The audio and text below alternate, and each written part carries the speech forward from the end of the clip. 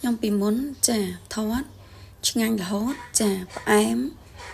គឺលេខ1ចាខ្លាញ់ចាស្នុកសុកសួលណាស់មករៀងចាគឺដូចហេងជ័រអញ្ចឹងចាគឺបឺកក្បាលពោះដាំដៃចាកពួនជើងគឺធំខ្លាំងមែនតើ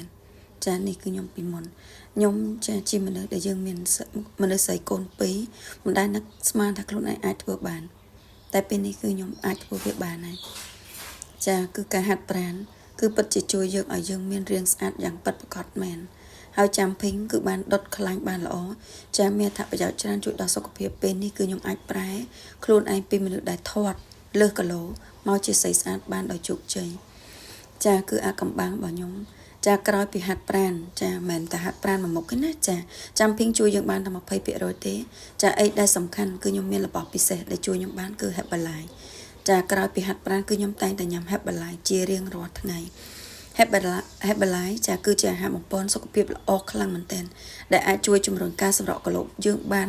យ៉ាងជោគជ័យហើយបានយ៉ាងមានប្រសិទ្ធភាពចាគឺខ្ញុំបានធ្វើវាហើយគឺចាគឺខ្ញុំឲ្យ rate 100%គឺយើងអាចធ្វើបានចឹងសូមបងប្អូនកុំបោះបង់ខ្លួនឯងហើយយើងចាបន្តការហាត់ប្រាណនិងការផ្លាស់ប្ដូររបបអាហារដើម្បីទទួលបានរាងកាយមួយដ៏សមសួនខ្លាចជាស្រីស្អាតទាំងអស់គ្នាចាអរគុណ